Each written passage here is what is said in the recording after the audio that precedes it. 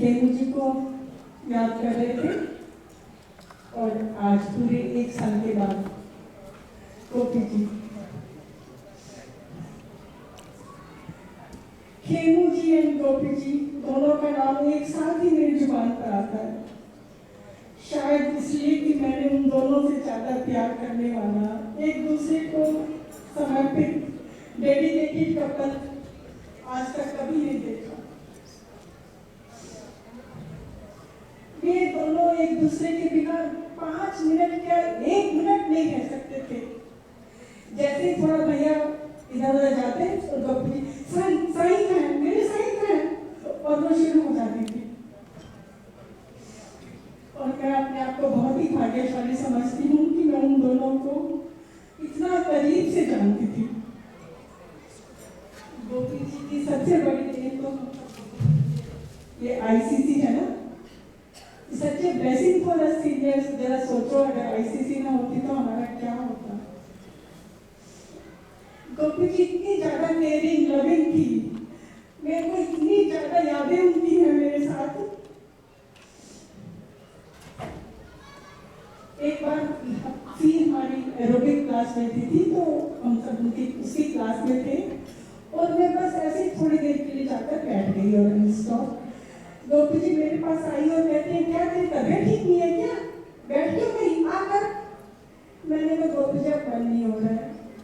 और उनके पास हलवा था, बहुत सारे नट्स था, बड़ा ही स्वादिष्ट हलवा था। उन्होंने मुझे वो पूरा का पूरा हलवा अपने हाथों से खिलाया। मैं उनके घर भी बहुत ज्यादा जाती थी। आई वाज वेरी फ्रीक्वेंट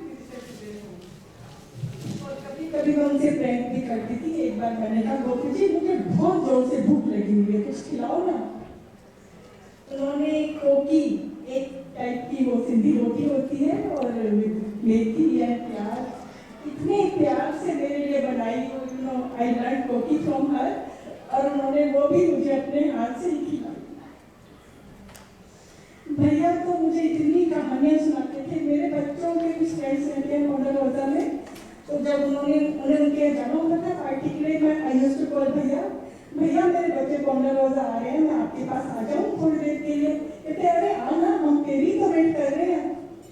और मैं कहती थी भैया 12-1 बज जाएंगे, रात के देख लो। और वो कहते थे ये तो बहुत ही अच्छी बात है, यहाँ नींद किसे आती है, बस तो आ जाए। And we really used to talk and chat. He used to tell me so many stories about his life. एक बार उन्होंने मुझे बताया कि जब निर्मला दीदी की शादी में कैसे वो गोपी जी को लेकर लॉक हो गए थे और वो दोनों छुप के रोमांस कर रहे थे और everyone was looking for गोपी जी, क्योंकि सारे स्टोर रूम की चाबियां, यहाँ तक कि निर्मला दीदी के संदूक की सब चाबियां गोपी जी के पास ही थी। और गोपी जी ने मुझे बताया कि तेरे भैया मुझे छोड़ ही नहीं रहे थे और सब लोग मुझे ढूंढ रहे थे। एंड भैया used to tell me so many stories about Lajpat Nagar. They used to tell me खाने वाले से कैसे चाट खाते थे, अलंकार में जाकर कैसे पिक्चर देखते थे। So many things he used to tell me. I have so many memories about both of them.